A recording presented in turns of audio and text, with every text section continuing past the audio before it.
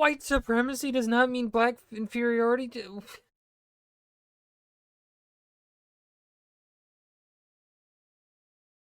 How do you... How are you so stupid? How? Hey there, guys. All right, so the first video that I reacted to regarding Checkmate and Lincolnites went pretty well, I would say. So we're gonna dial it back and we're gonna start the series, their series here from episode 1, catch up, and then we'll continue onward with the series in order. So for this episode, I don't think they'll be pulling, from the YouTube comments. So like, maybe this means that it won't frustrate me as much. I think I'm gonna get frustrated again. Before we dive in, make sure you go and check out the links in the description box below. Would love it if you joined the Discord and follow me over Twitch, and please do go check out the gaming channel here on YouTube. Now, with all of that said, that's just Confederate destroys Yankee with facts. Oh, that title. Oh God. Conservatives bother me so much. It's not just neo-Confederates, but conservatives that say facts and logic when they don't even have the right facts, nor even any logic in anything that they say. It's just, oh. Anyways, let's dive in. Hello, good evening, and welcome to Checkmate Lincolnites, the program where we destroy the pernicious lies of Republicans, carpetbaggers, Yankees, scallywags, and delineators of the Sable character, using facts and logic. My guest today is the man who runs the lion-thieving, Freedmen's Bureau-loving YouTube channel, Octoon Shay Films. Here he is, the dollar store Jamie Lannister himself. Sir, welcome to the program. Thank you for having me. It's a pleasure to be here. Now, sir, I have watched your videos about the War of Northern Aggression, and I must say, I did not care for them. Not a... Oh, you know what his voice kind of reminds me of? At least especially in this video. I don't know if did I say this in, I don't think I said this in the first one. But he kind of reminds me of that rooster. I think it was a rooster. Was he a hen? No, it was that fucking farm bird. The from Looney Tunes? Yeah, Looney Tunes. It goes, well, I say. Something like that, you know? Please tell me I'm not the only one thinking that. I cannot remember that bird's name, but I tell you, I say. Quit. Okay, your whole argument about the slavery part of the Oh, God damn it.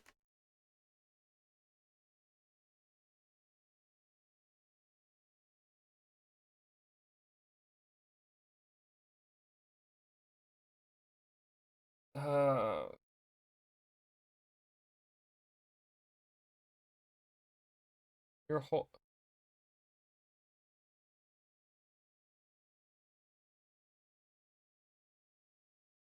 Confederacy is false. But coming from a Yankee like you, it's not surprising. Less than 3% of all Southerners owned slaves. The war itself was over taxes. Look at the Corwin Amendment, for example. The North kept pushing taxes on us Southerners, so we pushed back. You keep pushing your Yankee propaganda like it's real. It was all about the right to be a sovereign nation. LOL, you're just a typical soy boy. Okay, so there's a lot to unpack there. First of all, it was more like 30% of Southerners who owned slaves. And just out of curiosity, sir, did you own slaves back then? Oh, yes, I most certainly did. Oh, you're a monster. LOL, look at this soy boy. Thinks slavery is wrong. Hold on now, I do just want to disagree here actually with the Yankee for a second. Let's not go calling these horrible people monsters, because that then dehumanizes them and shifts. I never know how to word this. I've worded this before. I've said this before, and it is something that I genuinely believe We don't want to. It's something small, and it's not really something that I think we actively think about, but by using the language of calling other people monsters for their terrible actions, it is shifting the blame, and it's kind of saying like, oh no, humans would never do that. The people that do this are not people. They're right. We don't want to do that.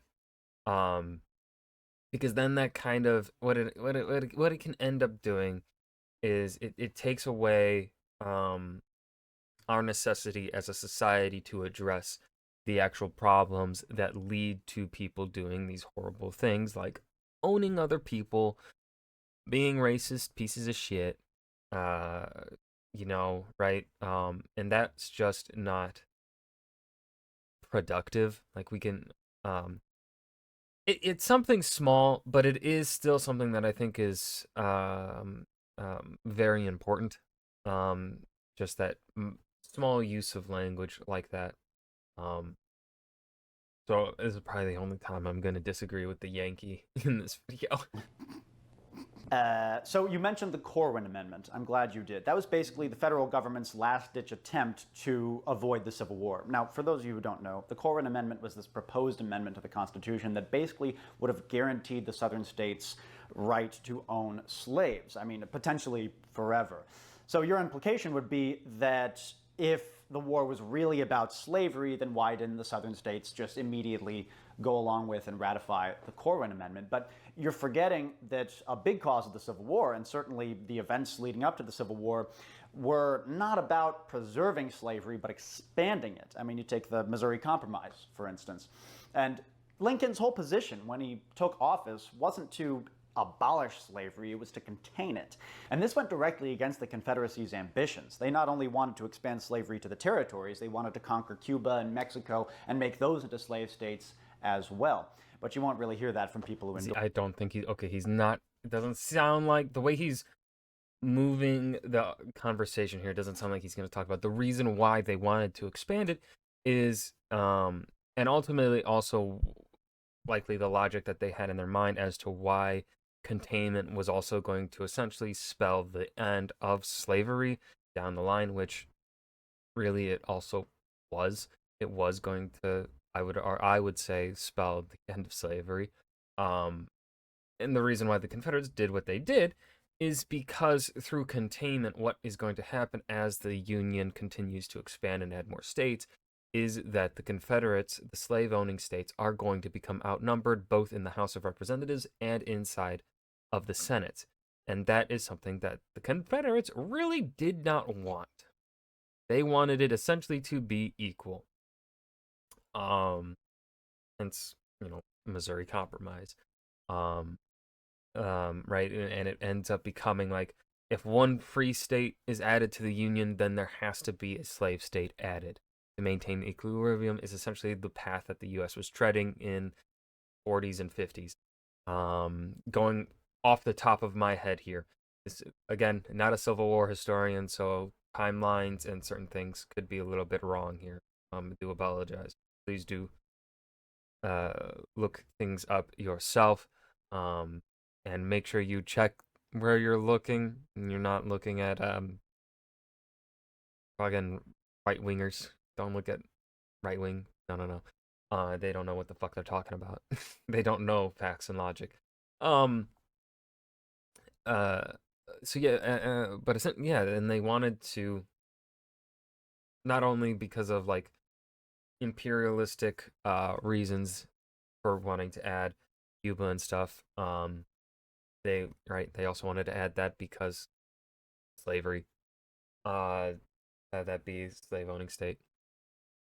So yeah, the logic behind the Confederates rebellion, as I said in the previous Checkmate Lincolnite video that I reacted to, was to keep their slaves, was their right to maintain slaves, and the logic that they leaped to for this. And again, I would say that it is actually very logical that they came to this conclusion because I do believe that this would have happened in time once the North had the political power, the free states had the power and public attitude shifted enough, they likely would have stripped the Confederates of their right to own slaves through political means instead of through what ends up happening here, a war. But of course, that would have been years and years down the line, which would have not been soon enough. Slavery should have never happened. But of course, that's not what humans did. Humans instead decided to own other humans. Dogs are barking. I lost my train of thought when my dog started barking. God damn it. But yeah. Everything essentially comes down to they wanted to keep their fucking slaves. They were afraid that anything that the Union did was going to end up with them losing their slaves. Because they wanted to keep owning other human beings. Because they are pieces of shit and do not deserve to be remembered. Except for to be spat on. And mocked. Endorse the lost cause myth. The USA had slavery for 89 years. The Confederacy only had... Oh my fucking god. Oh my god. Slavery for 4 years. When the Civil War was over, the Union still had slaves. There is your myth. The United States was founded on the principles of liberal democracy. The Confederacy was founded to preserve and expand the institution of slavery. I'm gonna hear him out. And for those 89 years, where do you think most of the slaves lived? I can tell you it sure as shit wasn't Ohio or Massachusetts. Aha! Still waiting for you.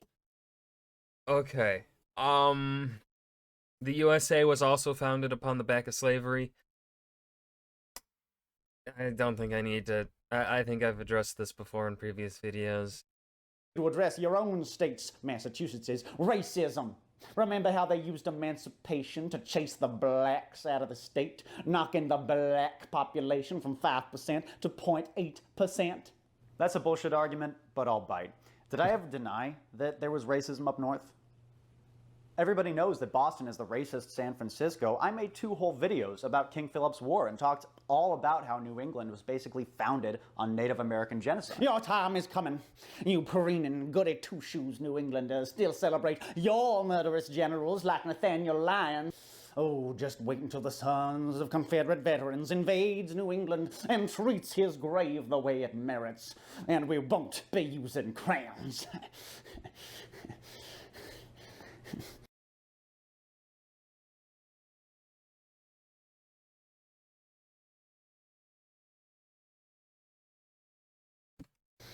Oh, okay, well, I can guarantee you that not one person in 100 up north knows who the fuck Nathaniel Lyon was. And I invite the sons of Confederate veterans to invade New England. That would just be really funny. Let's move on. You have dared to criticize the statues of our brave and noble Confederate men, Davis, Beauregard, and of course, General Lee. You have called these statues racist, white supremacist. This is That's because they are. misrepresenting what these statues mean. They are monuments to key moments in history, like the Battle of Liberty Place. Tearing them down is no different from... They're not taking them down. They are moving them somewhere else into museums. Yeah, because this was around that time period, wasn't it, when that shit was going on? Oh my god. And also, they're still in the fucking history books. White supremacy does not mean black inferiority.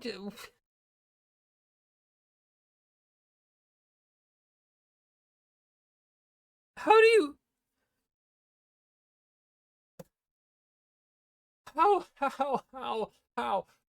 How are you so stupid?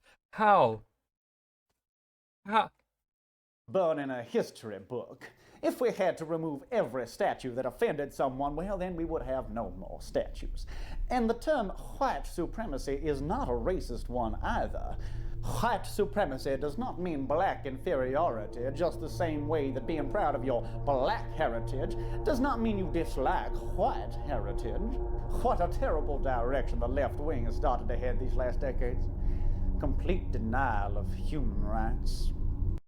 I'm gonna have to take some fucking, like, ibuprofen after this. I can already feel a headache starting. It might devolve into a fucking migraine. Why don't you run that little theory by a black person and get back to me? Everybody feels their group to be superior. Liberals feel superior to conservatives. Hip hop feels superior to black metal. Superiority is a widely held belief among all humanity. But all of a sudden, when it says your nationality is superior, then it's a problem. Blacks feel superior. That's why they hang out with other blacks. Mexicans feel superior. It's not due to superiority that people hang out with certain people. We hang out with certain people because of shared common beliefs. Uh,